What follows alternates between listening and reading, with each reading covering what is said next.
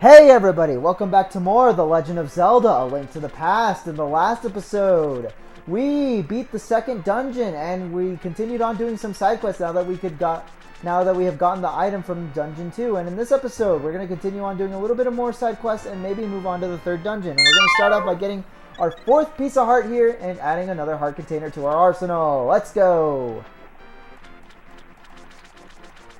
Alright, and last time we also got the Zora Flippers, which means now we can swim to areas. And that also means a lot of secrets are now unlocked for us, including one that's right here. You guys know the drill. Waterfall in a video game, there's always something behind it. Mysterious pond. Once you throw something in, let's throw an item.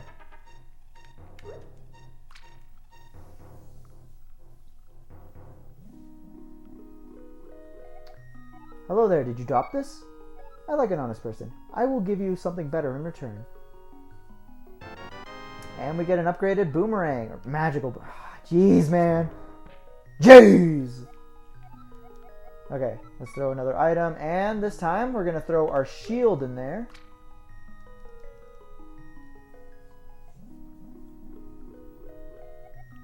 Hello, did you drop this? Alright. And we get a better shield in return. Now we can defend ourselves from more projectiles. Now that's actually based off of an old folktale where a man drops his axe, his wooden axe into the river, and an angel takes pity on him. So he retrieves a golden axe from the river and asks if it's his, and the man says no. Then the angel retrieves a silver axe from the river, and the man still says it's not his axe. And then once the angel retrieves the wooden axe from the river, the man says that it is, and because the man was honest about what he owned, the angel decided to give him all three of the axes because of his honesty. It's basically just a story to encourage children to be more honest. So yeah, and that's what that little side quest is based off of. Because I believe if you say no, they just give you the item back, or I'm not sure what they do. I've never actually said no to the fairy there.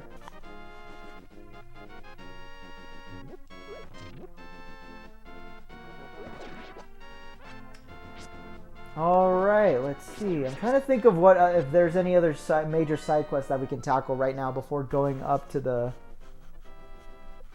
Actually, there is something else that we should collect.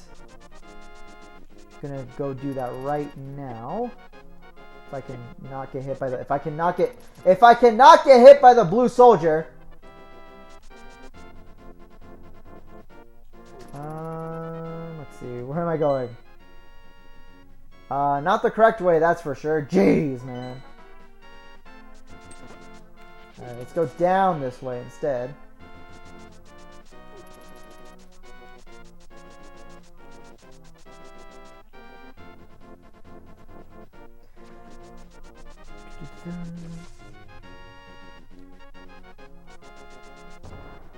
Boom!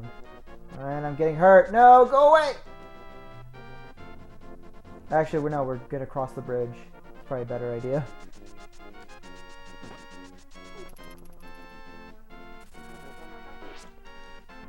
Alright, and down we go! And that piece of heart is gonna be there taunting us for a while because we cannot collect it by any means just yet. And we won't be able to for a while.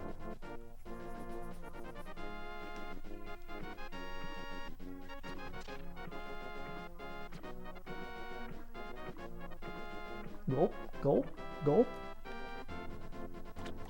Alright, and we're gonna head under the bridge and we're gonna find ourselves a troll! No, just a sleeping man.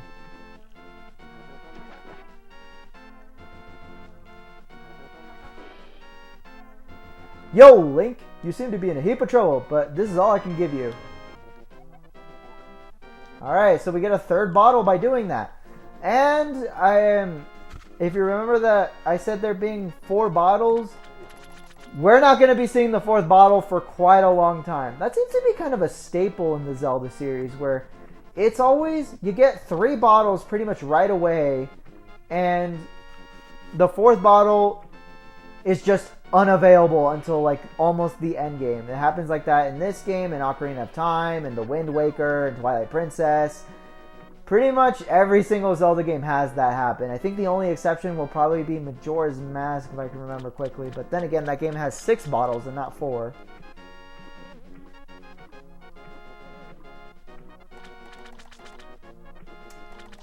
Alright, and I'm trying to think if there's really anything else we can do. Well, actually, I can show this off real quick here. Go away.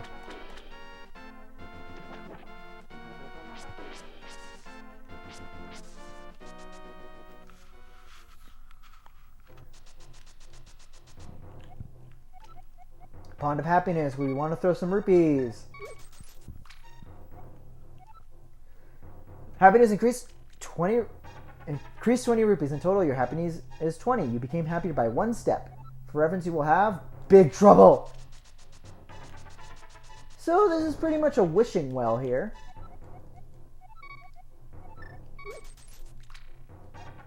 Alright, for reference, you will have a little luck. Just a tiny bit. Little sprinkle. Not too much. Okay. Reference, you will have big trouble. That's not good.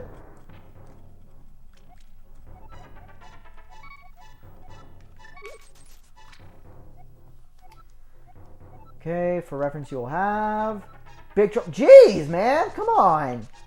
Give me something good here.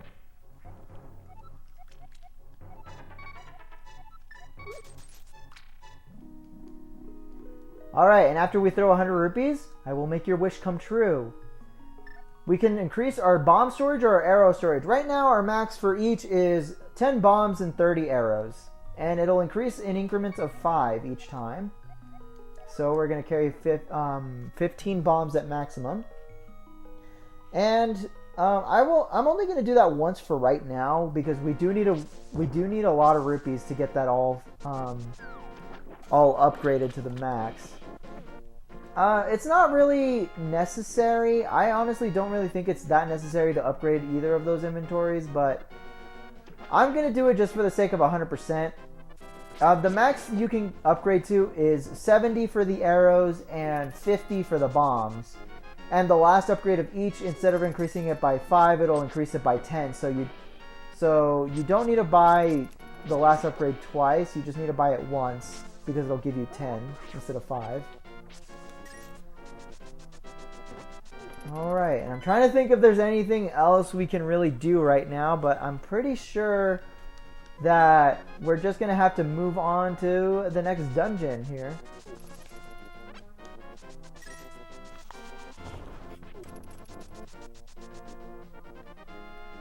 And I'm going the wrong way. Great.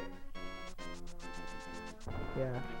I was talking in the last episode, I think, about the Nintendo Hotline, actually, and how it was really only utilized in the NES days, because I wanted to make some videos talking about my appreciation for the NES and Super Nintendo consoles. I don't know when I'll get around to them, because I kind of want to play video games rather than just talk about them. I'm no Scott the Woz. But one of my favorite things from the Super Nintendo era that really is not around anymore, and it was pretty much from the Super Nintendo era to the Wii era, which is where I got into video games, because I'm a drooling, lame Gen Z person that was born in 05 and therefore too young for this generation. Oh, I forgot to explain this, but if you ram into trees, sometimes cool stuff will come out, but nothing for right now. But yeah, one of my favorite things that Nintendo did from the SNES era all the way to the Wii era was their strategy guides. That was pretty much the replacement for the Nintendo Hotline. Instead of having humans on the other side of the line trying to take you through the game if you were stuck, they would sell Nintendo Power branded strategy guides. And especially during the SNES era, those are some of the coolest guides I've ever seen. I like to collect them, not because I use them during playing games, because I hardly ever use outside help unless the game is like really, really cryptic or I want to try and go for 100%. And more often than not, I actually like using the Nintendo Power strategy guides rather than just looking it up on the internet, because it's just so much more fun that way. I mean, it puts you in the place of how kids were in the 90s when internet was very limited.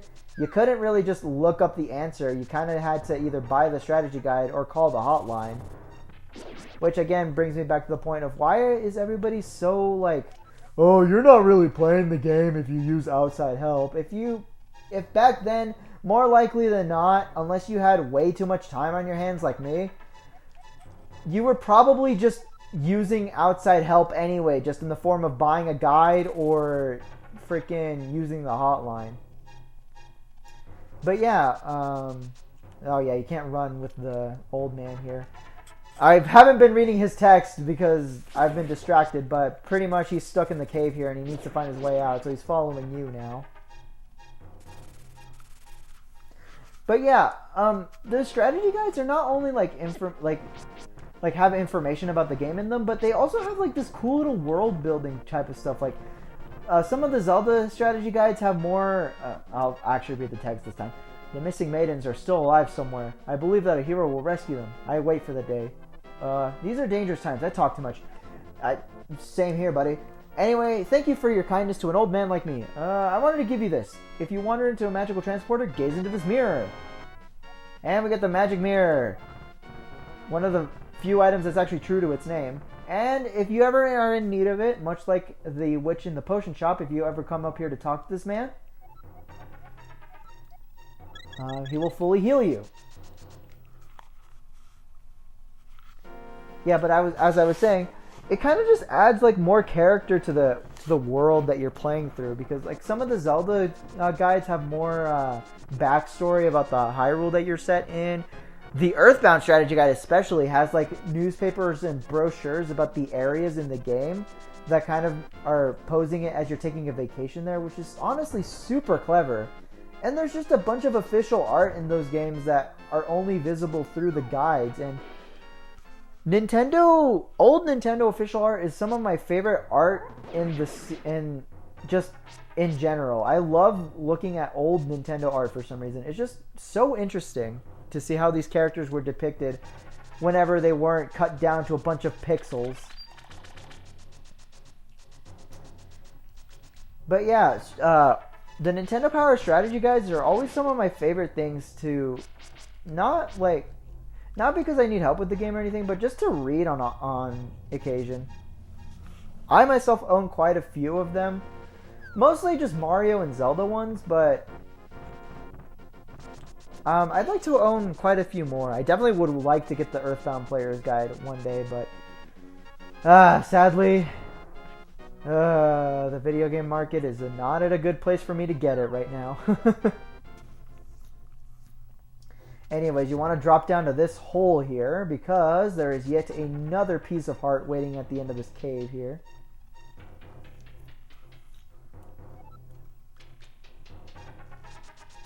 If you go on the cave that's on the path that you're normally going on, it'll pretty much take you to the other side of this hole. Bottomless pits in the other dungeons will have you take damage and go back to the beginning of the room you were in, but if you see a background in one of the pits, that means you just go down to a lower floor, and that's going to be used for some puzzles actually in this upcoming dungeon, so you're going to want to get used to that.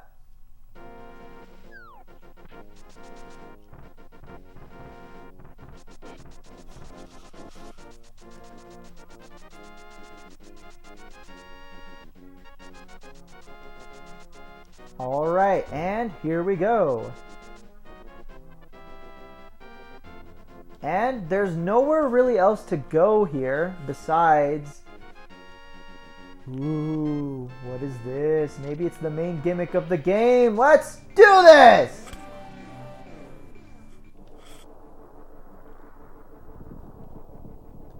So now in this strange new weird looking land, it looks a lot bleaker and more dead here, and we can't use any of our items. We're stuck as a bunny, we can't use our sword, we don't have our shield, and we can't use our bombs or anything. Oh, who are you, Mr. Bunny? This world is like the real world, but evil has twisted it. The golden power is what changed your shape to reflect what is in your heart and mind. I'm always changing my mind, so I turn into a ball. But if you have a ball called the Moon Pearl, you can keep your original shape here. That's what the old man was talking about earlier when I was skipping over his text. What do you want? Do you have something to say to me, silly rabbit? I came here to get the power of gold, but now I'm a freak and I can't go back to the real world. If only I had the Moon Pearl from the Tower of Hera, I could go back to my original shape. I've got a good reason to be stressed out, so back off! Shoot! Alright. Well, the man did tell us if we were over in a strange world, if we wanted to go back to gaze into the mirror, so I'm going to stand up here.